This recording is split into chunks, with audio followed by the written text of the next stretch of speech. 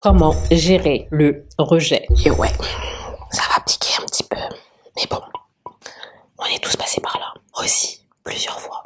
Mon Dieu, qu'est-ce que ça fait mal, je vais pas mentir. Le truc, c'est qu'avec le rejet, ça nous atteint tellement dans notre amour personnel, dans notre propre personne, qu'on a l'impression que du coup, on est bon à rien, qu'on n'est pas assez suffisant pour une personne ou pour une situation, et que malgré tout ce qu'on fera, ça sera jamais assez, en fait, pour que l'autre personne, elle puisse voir notre valeur. Hello les amours et welcome back sur ma chaîne Rise and Glow. Moi c'est Aïs, si t'es nouveau sur ma chaîne, écoute, bienvenue. Si t'es pas nouveau et que t'es déjà abonné, merci du fond du cœur. Abonne-toi à la chaîne. Sur ma chaîne, on parle de développement personnel, de relationship, de féminité. J'aide les femmes dans la vingtaine, trentaine à devenir la meilleure version d'elles-mêmes. À travers des tips, des habitudes et ce que j'ai appris dans ma petite vie, je partage avec toi sur un ton amusant ce que j'ai appris. Si ce genre de contenu te plaît, n'hésite pas à t'abonner ici. Tu pourras également retrouver cet épisode sous forme de podcast sur Apple Podcast et Spotify. Donc n'hésite pas à également noter le podcast sur ces plateformes-là, uniquement 5 étoiles s'il te plaît. Et c'est parti. Aujourd'hui, je tiens mon micro comme une chanteuse. Alléluia. Non, je rigole. Bon, non, en fait, non, je rigole pas. Dites-moi en commentaire quelle a été la phrase qui vous a le plus marqué dans cet épisode. Je lis tous vos commentaires. On a officiellement passé la barre des 500 abonnés. Je suis super contente et ça, c'est grâce à vous. S'il vous plaît, abonnez-vous à la chaîne. Ça m'aide énormément. Et le rejet. Ça fait mal, ça touche notre estime de soi, ça touche notre amour personnel, ça nous touche au plus profond. C'est pour ça que je me suis dit, vas-y, tu sais quoi, j'aurais fait une vidéo sur ça, parce que je pense qu'on a tous une fois été atteints par le rejet. Aujourd'hui, je souhaite du coup partager mon expérience, ce qui m'a aidé, ce que j'ai appris aussi de cette expérience-là. Et cette vidéo, c'est pas pour te dire, ouais, ça fait pas mal, c'est bon, va de l'avant, tu vois. Non. Pas du tout. Et je sais qu'en fait, ça fait super mal et je comprends ta peine, je comprends ta souffrance. Si tu es aujourd'hui là et que tu as cliqué sur cette vidéo, c'est que tu dois vivre cette situation en ce moment même. Et franchement, tout mon amour, toute mon énergie pour toi et pour ta guérison sincère. Et que j'espère que cette vidéo te fera du bien et que tu iras mieux très rapidement. Alors, le premier point pour mieux gérer le rejet, c'est question de préférence. Tu n'aimes pas tout le monde. Donc c'est normal que tout le monde ne puisse pas t'aimer. Regarde tout simplement, tu vas dans la rue, t'es là, tu critiques en mode ah, qu'est-ce qu'il est moche ou ah mon Dieu, qu'est-ce qu'elle est moche.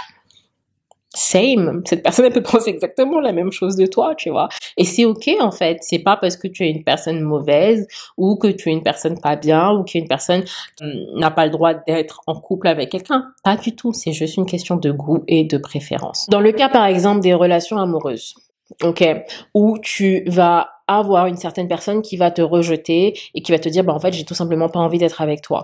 Et en général, si c'est un mec vers une meuf, les mecs sont plutôt lâches. Qu'on se le dise, ils te diront jamais la raison exacte de pourquoi ils décident de te rejeter, tu vois. Ça sera toujours des histoires bidons du style ah mais en fait je pense que je suis pas prêt pour une relation, ah mais en fait je pense que beaucoup trop bien pour moi, ah mais en fait je pense que je suis pas prêt, A, B, C ou D. En fait si c'est pour trouver des raisons, les mecs ils sont vraiment farfelus, ils te diront jamais la raison exacte de pourquoi ils te rejettent.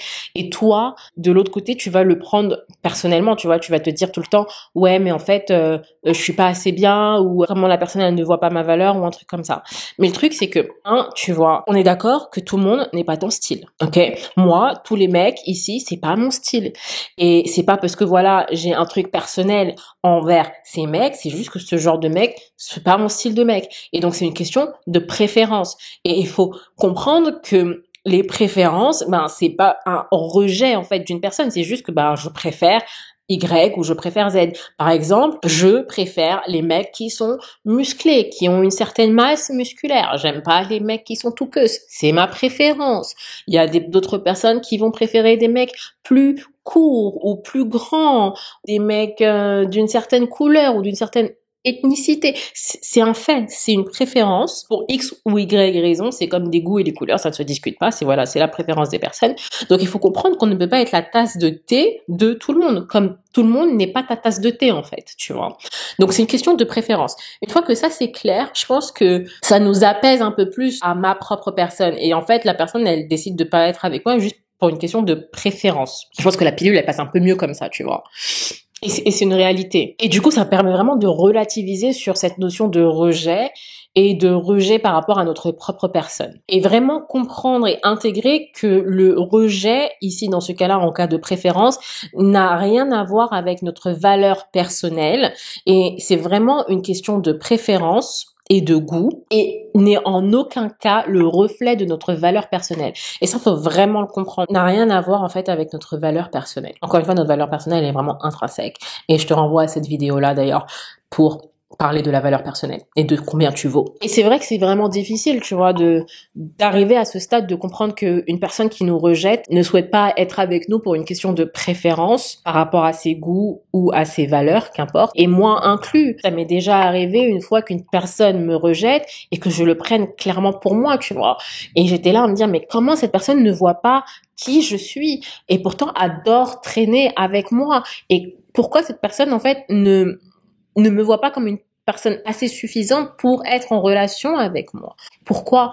Et j'ai vraiment envie d'accentuer sur ce point. Une personne qui nous rejette, qu'importe la raison, ce n'est pas un signe pour essayer encore plus de la convaincre d'être avec nous. Non, bien au contraire. Une personne qui nous rejette, c'est vraiment un signe pour dire ok, basta, c'est bon, je me casse. C'est pas du tout un signe pour essayer davantage de convaincre la personne d'être avec nous. La personne, elle est déjà en train de te dire je ne veux pas être avec toi. Ça sert à rien, franchement, d'enfoncer encore le couteau dans la plaie, pas avec ta dignité. Ça, c'est ce que j'ai appris. Si seulement je pouvais faire ça avant, partir avec ma dignité au lieu de mettre ma dignité là plus bas que terre pour convaincre la personne d'être avec moi. My God, franchement, Alice. Et donc dans ce cas-là, dès qu'on comprend qu'en fait le rejet ici est vraiment une question de préférence et de goût, on va vraiment essayer de se focaliser sur une énergie plutôt positive, sur un environnement positif, qui apprécie notre personne, qui apprécie notre présence et qui on sait où on va se sentir bien et qui nous choisissent. Et c'est pas juste parce qu'on les a choisis, et c'est qui nous choisissent également en retour. Et ça va être vraiment important du coup de rester connecté à cet environnement pour pouvoir justement s'élever. Parce que c'est vrai que voilà, une fois qu'on a connu le rejet, bon, on va être complètement down, en fait, on va être plus bas que terre, tu vois. Et à ces moments-là précis, le temps de se relever, il va vraiment falloir s'entourer de personnes positives pour te soutenir tout simplement dans cette épreuve. Et je te le dis, aujourd'hui, tu vas t'en sortir. Et tu y penseras dans quelques mois ou dans quelques années en mode, oh my God, c'est un passage dans ta vie actuelle, mais c'est pas une destination de ta vie. Et donc vraiment apprendre du coup à respecter les différences de tout en chacun et accepter également les préférences de tout en chacun. La deuxième façon aussi qui m'a aidé aujourd'hui à vraiment gérer cette notion de rejet, ça a été de comprendre que un non égale tout simplement next opportunité. Si c'est un non que je me prends ici, c'est que c'était pas toi et que pour moi, personnellement, je le vois comme une protection divine. À chaque fois que je me prends un non, je me dis ok, merci, c'était pas pour moi, et ça m'évite de passer du temps sur quelque chose qui n'était pas pour moi ou qui n'est pas fait pour. Dès lors que j'ai appliqué ce mindset, les choses ont beaucoup changé. Parce que personnellement, je crois que ce qui est pour toi te trouvera toujours, et ça ne t'échappera pas. Et si tu dois être à un endroit, tu y seras. Si tu dois rencontrer une personne, tu rencontreras cette personne. Si tu dois être en couple avec une personne, tu vas être en couple avec cette personne. Et donc pour moi, je pense vraiment à cette protection divine que à chaque fois que je me prends un non, ça fait mal, je vais pas mentir, mais en relativisant, je me dis ok, bah c'était tout simplement pas pour moi. Et un truc que je fais et qui fonctionne super bien pour moi, c'est que je dis, par exemple, surtout dans des moments de doute, je dis à chaque fois que si cette situation ou que si cette personne est bonne pour moi, que ça se rapproche de moi. Si cette situation ou cette personne n'est pas bonne pour moi, que ça s'en éloigne. Et je laisse la magie s'opérer. En général, soit les personnes vont commencer à s'éloigner, ou soit elles vont me faire des crasses, et voilà, je vais les écarter de ma vie. Soit les situations où les personnes vont se rapprocher de moi, et donc je sais que ben voilà, je suis guidée et que c'est une bonne chose en fait d'avoir cette personne ou cette situation dans ma vie. C'est vraiment ce côté spirituel que j'ai. Story time. En 2015, j'étais en stage de fin d'études pour mon master. J'étais à la recherche d'un VIE qui est vraiment le Graal. Si vous connaissez pas, c'est avoir cette entreprise française qui vous embauche à l'étranger, en général avec un super bon salaire. En fonction des entreprises, vous êtes logé, vous avez une bonne situation. Donc c'est ce que je cherchais. La recherche d'un VIE, c'est un parcours du combattant. Donc je cherchais et j'avais réussi à obtenir certains entretiens. Donc donc dont un aux États-Unis, avec l'entreprise avec laquelle j'étais en train de faire justement mon stage de fin d'études. Voilà, pour moi, j'avais le poste. Franchement, l'entretien s'était bien passé, j'avais répondu du tac au tac, et j'étais au taquet sur les questions et sur les réponses, et je me suis dit, franchement, en sortant de là, c'est bon, j'ai le poste, je pars. 3 jours après, je reçois un non. Et là, mon monde à ce moment-là s'est complètement abattu. Mais comment ça, j'ai reçu un non? Je me souviens que j'avais appelé mon père en mode en larmes, j'ai pas eu le poste, je comprends pas et tout. Et ça m'avait vraiment mis un énorme coup, quoi. Voilà, après le temps est passé, hein, et on s'en remet. Au final, on peut pas pleurer tous les jours pour un non qu'on a reçu par rapport à un poste. Et quelques mois plus tard, donc peut-être 3-4 mois plus tard, j'ai vu qu'il y avait un autre poste dans la même boîte qui se présentait également aux États-Unis. Et je décide d'y postuler à nouveau et de pas baisser les bras, tout simplement. Et cette fois-ci, j'obtiens le. Et quelques mois plus tard, je partais en VIE dans la même entreprise aux États-Unis. Le rêve accompli. Et ce que j'ai réalisé, c'est que le nom que j'ai reçu la première fois, ça a vraiment été une protection divine parce qu'en fait, c'était dans la même entreprise déjà. Et le manager, en fait, du premier poste était tout simplement une crapule. Et le manager que j'ai eu, c'était un ange. Donc, si j'avais eu obtenu le premier poste avec le premier manager, ma vie aurait été un désastre là-bas, clairement. Parce que la personne qui était en VIE sous ce manager-là, je vous dis, c'était un enfer pour elle. Et moi, mon expérience magique, quoi. Donc, non, c'est vraiment une protection et non, c'est vraiment égal, tout simplement, prochaine opportunité. Et une fois qu'on voit les choses comme ça, on a tendance à plus facilement accepter en quelque sorte le rejet et se dire que ok, j'ai eu un non ici, ça sera la prochaine fois. Et c'est que tout simplement c'était pas pour moi et qu'il y a mieux qui m'attend demain. Le prochain point, c'est que il y a également cette case où parfois la personne elle va nous rejeter parce que on va l'intimider et que ça va activer certaines blessures en cette personne. Peut-être que la personne ne se sent pas assez suffisante pour toi. Peut-être que la personne se dit que en fait cette personne est beaucoup trop bien pour moi.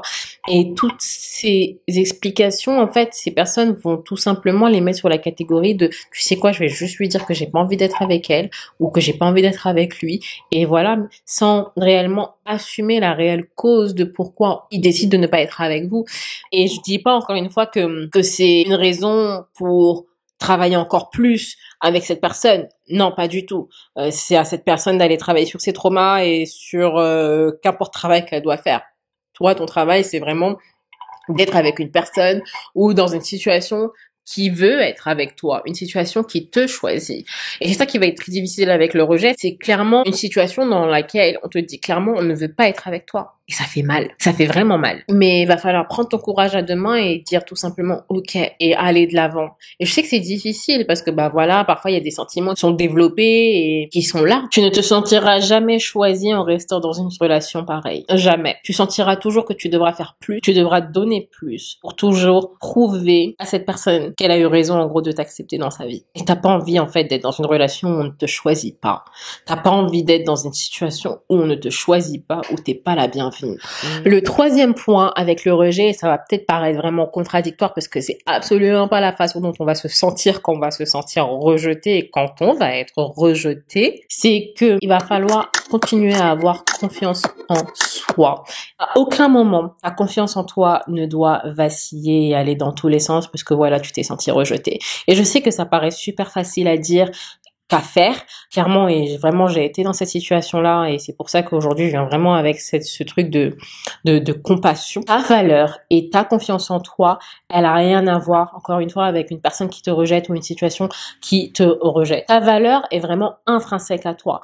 Et comme je le disais dans la vidéo, tu es spécial parce que tu es unique. Donc continuez vraiment à croire à son potentiel, en ses valeurs, en sa capacité, parfois à ses réussites. Ça va te conforter dans ce truc de se dire écoute, on m'a rejeté, mais ça n'a rien à voir avec moi parce que rappelle-toi, j'ai fait ça, j'ai fait ci, et je suis ci aussi, parce que vraiment ta confiance et ta valeur n'a rien à voir également avec tes acquis, je le rappelle, mais ça peut tout simplement également booster ta confiance en toi, surtout dans ces moments-là où quand tu vas te sentir rejeté et quand tu vas être rejeté, ta confiance en toi elle va clairement prendre un coup et ton estime de toi, elle va prendre un coup. Qu'on se le dise, c'est la vérité. Ton estime de toi prend un coup énorme quand tu es rejeté. That's a fact, c'est un fait, c'est la réalité. Et il y a un autre truc aussi, story time, que j'ai envie de raconter. Ça, c'est quand j'avais été dans une relation toxique et que voilà, c'était une situationship. Et la personne, en fait, clairement, elle disait, ouais, je suis pas prête pour avoir une relation, blablabla. Mais elle faisait tout ce qu'une personne en couple ferait avec moi. Ok? Quand on nous voyait tous les deux, on pensait qu'on était en couple et qu'on était le meilleur couple. My God. Et le truc, c'est que quand une personne va te rejeter et que toi, tu vas t'accrocher à vouloir prouver ta valeur, à vouloir prouver, mais pourquoi t'es pas avec moi? Regarde ce que je fais, regarde qui je suis, blablabli, blablabla. Tu vas tellement te sentir moche. Dans le sens où tu vas dire, c'est pas possible, la personne me rejette parce que bah je suis pas bien, ou je suis moche, ou un truc comme ça. Alors que la personne, quand vous la voyez, te dis, mais Ice, qu'est-ce qui s'est passé dans ta vie? Pourquoi t'es descendu aussi bas? Vraiment? Ça, c'est parce que voilà, ton estime de toi par rapport au rejet a carrément été impactée. Du coup, quand une personne va vouloir être avec toi après t'avoir rejeté, c'est comme si ça remontait en fait ton estime de toi, ta valeur personnelle et ta confiance en toi. Alors que rien à voir, encore une fois, je le répète. Est-ce que tu veux vraiment une relation avec cette personne qui te rejette? Ou est-ce que le fait que cette personne t'ait rejeté ait en fait activé la blessure de l'abandon, la blessure du rejet en toi? Et cette même personne qui t'a rejeté, si en fait elle t'aimait et accepté, ça te prouverait qu'en fait tu es aimable. Mais c'est comme ça que ça fonctionne en fait dans la tête et dans ton mental, tu vois. Et toi, tu vas être là à vouloir prouver de ta valeur, prouver de ta personne, prouver que tu es bien. Et ça fait mal dans le sens où nous, on voit une certaine valeur dans la personne avec qui on souhaite être, mais qu'au final, la personne avec qui on veut être ne voit pas cette même valeur en nous. Et le rejet, justement, va activer cette plaie de se dire, je vais leur montrer ou je vais justifier de ma valeur. On en est à ce point de faire des choses, du coup, pour que la personne voit notre valeur et qu'elle décide d'être avec nous. Et parfois, on peut même y arriver. Une fois que la personne, en fait, elle décide d'être avec nous, au final, on n'a plus envie d'être avec elle. Au plus profond, en fait, actuellement, on a juste eu envie d'avoir cette validation de la personne. C'était même pas la personne en soi qui nous intéressait, c'était juste sa validation. Et le truc avec le rejet, c'est que il y a plusieurs choses qui vont se passer derrière, en backstage.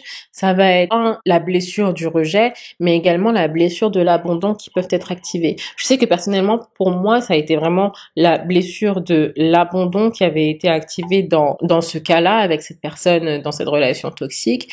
Et une fois que vous comprenez ces blessures et qu'est-ce qui se passe derrière, vous ne voyez plus le rejet de cette personne comme un lien direct en fait avec vos valeurs personnelles. Et vous décidez à ce moment-là de vraiment guérir ces plaies qui parfois proviennent de l'enfance ou qui proviennent parfois de certains traumas qui sont arrivés dans votre vie, et de vraiment penser ces plaies. Parce que parfois, une fois que ces blessures sont réveillées et activées par le rejet ou par certaines situations, on va avoir envie de répéter ces scénarios avec un résultat différent, comme si on voulait en fait avoir une fin différente de notre expérience traumatisante. Alors qu'en fait, notre expérience traumatisante, elle est déjà passée. Et rien de ce qu'on va faire dans nos relations actuelles sur ce même schéma va réparer ces relations passées. La seule façon de réparer aujourd'hui les relations passées qui ont été traumatisantes, c'est de comprendre le traumatisme, accepter le traumatisme et guérir, pour ne pas répéter ces schémas où on va entrer dans des relations où on va devoir prouver notre valeur, où on va devoir faire valider nos émotions par autrui. Donc à ce moment-là, il va vraiment falloir séparer le rejet de son identité personnelle et vraiment appuyer sur sa valeur personnelle qui est encore une fois intrinsèque et vraiment propre à toi. Le prochain point, c'est que il va falloir accepter le rejet. Il va falloir accepter les émotions qui vont commencer à te submerger dans ton corps. Ces émotions de tristesse, ces émotions de colère, de déception également qui vont commencer à surgir dans ton corps. Et ces émotions tout simplement down. Tu vois, tu vas être complètement down. Uniquement en acceptant ces émotions que tu vas pouvoir avancer. Ça peut être bon à dire, mais des émotions refoulées, ça ne te servira jamais en fait. Et c'est qu'une fois en ayant vraiment pris la conscience de ce que tu ressens, parce que vraiment ces émotions aujourd'hui, elles sont là pour t'indiquer quelque chose, pour t'envoyer un message. Et c'est par les émotions, en fait, que tu vas comprendre ce qui se passe et que tu comprends le message que on essaie de t'envoyer, tu vois. Vraiment éviter de refouler les émotions. Personnellement, ce qui m'a beaucoup aidé pour moi et pour vraiment gérer mes émotions et vraiment liser hors de moi, ça a été le journaling. Par la suite est arrivée la thérapie. Mais ce qu'il faut savoir, c'est qu'avec la thérapie, c'est super bien, voilà, de parler pendant 1 heure d'un certain sujet ou de ce qui se passe en ce moment dans ta vie. Mais il y a beaucoup de travail en dehors de la thérapie qui est aussi important, en fait. Et faire de la thérapie, c'est pas tout. T'as tout un travail derrière qui va arriver, tu vois. Mais si tu veux vraiment aller mieux, ne plus te sentir justement dans ces situations-là, il va falloir faire ce travail sur soi. Et je dis pas que c'est quelque chose de facile, loin de là. C'est vraiment quelque chose d'intense et de douloureux parfois, mais c'est la seule façon, en fait, de se libérer. Ensuite, ce qui m'a également aidé, c'est vraiment de prendre du recul sur certaines situations ou sur certaines, par exemple, relations et de vraiment placer ces relations là où elles méritent d'être placées et de regarder les situations de manière la plus objective possible. Donc parfois, tu peux faire des listes bien, pas bien, ce que cette personne m'apporte, ce que cette personne ne m'apporte pas, ce que j'ai fait, ce que j'ai pas fait, qui est cette personne en réalité, et ne pas regarder une situation en fonction de comment je souhaite regarder la situation, mais vraiment regarder la situation telle qu'elle est. Et parfois, ça va être difficile d'écrire la situation telle qu'elle est, de se rendre compte de tout ce qu'on a accepté et qu'on ne devait jamais accepter. Mais c'est la seule façon, en fait, d'avancer et de voir justement ce rejet comme une redirection et plus comme ce truc de se dire, bah, je suis pas assez suffisante pour cette personne ou je ne vaux rien. Non, tu vaux quelque chose, je te le dis. Et du coup, vraiment rechercher ces perspectives positives qui vont également se dérouler après une situation de rejet. Par exemple, si une personne t'a rejeté, bah, qu'est-ce qui s'est passé de positif dans ta vie après ça? Qu'est-ce que tu as pu développer? Qu'est-ce que tu as pu faire? Peut-être qu'il y a certaines choses que tu souhaitais faire que tu n'as jamais fait et que du coup, bah, ça t'a donné le courage de faire. Tu vois, ces petites choses qui au final t'ont permis de t'élever grâce à ce rejet. Par exemple, après une de mes relations, il y a une chose que j'avais jamais faite, c'était voyager toute seule. Et j'ai commencé à faire des choses en fait que je n'avais jamais fait, que j'avais jamais eu le courage de faire. Et ce premier voyage, je l'avais fait, je me souviens, à Miami, toute seule. J'avais loué ma voiture et puis boum, je suis partie. Et j'avais kiffé. C'était une reconnexion à moi-même. C'était une reconnexion également à ce que je pouvais faire et en ma confiance en moi et à mon estime de moi, parce que mon estime de moi avait vraiment été impactée et il a fallu du coup tout reconstruire. Après cette expérience de rejet, que j'ai pu retravailler sur ma confiance en moi et du coup que j'ai pu m'élever tout simplement. Mais le truc, c'est qu'il va falloir vraiment avoir de la compassion envers toi, parce que c'est pas du tac au tac, c'est pas genre je me sens rejetée, boum, c'est bon, allez, demain je voyage. Et ce moment d'acceptation, ça va être le moment le plus difficile, parce que c'est ne plus être douloulou, être dans cette illusion que en fait tout se passe bien alors qu'en fait tout se passe mal, et accepter cette situation. Accepter qu'on a été dans une situation où une personne nous a rejetés. C'est ça qui est le douloureux. Comment j'ai pu accepter qu'une personne me rejette? Et pour moi, ça a été d'être rejetée par la personne, mais plusieurs fois. Boom.